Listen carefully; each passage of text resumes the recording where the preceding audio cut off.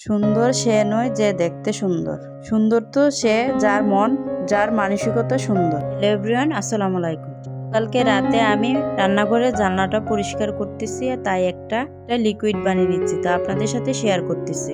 বাটিতে পানি, will powder, Vim liquid, তারপর ভিনেগার, সোডা একসাথে দিয়ে ভালো করে মিশিয়ে একটা স্প্রের বোতলের ভিতরে আমি নিয়ে নিলাম।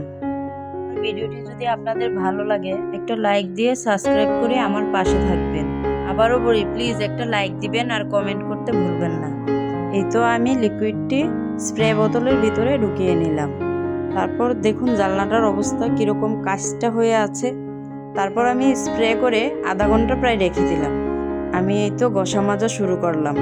আধা ঘন্টা স্প্রে করে রাখাতে আমার একটা সুবিধা হয়েছে, তেল চিটচিটে যে ভাবটা ওইটা আমার হাতে লাগেনি।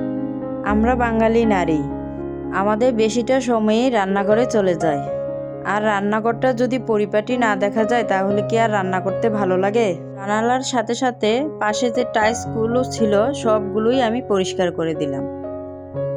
নেক্সট ডে সকালবেলা এই যে দেখুন আমার জানালা কি পরিষ্কার, একদম পরিপাটি। এই সাথে আপনাদের গুড মর্নিং জানাচ্ছি। আর এই যে সকালবেলা নাস্তায় নুডলস রান্না করে নিয়েছি, মাশাআল্লাহ খাচ্ছে সবাই।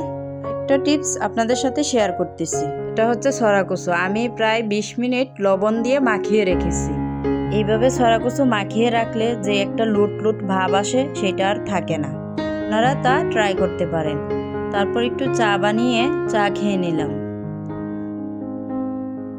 ওয়াশিং মেশিনটা তো নষ্ট হয়ে গিয়েছিল, আপনাদের সাথে শেয়ার করেছিলাম। ওয়ালটন কোম্পানি থেকে লোক এসেছিল ঠিক করার জন্য, কিন্তু সে পারেনি। সে আবার ডেট দিয়ে গেছে, শনিবারে আসবে, আইসা তারপর ঠিক করে যাবে। আমার ভয়েসের মধ্যে যদি কোনো ভুল থেকে থাকে তাহলে ক্ষমা দৃষ্টিতে দেখবেন। তাহলে ভালো থাকবেন সবাই, আল্লাহ হাফেজ।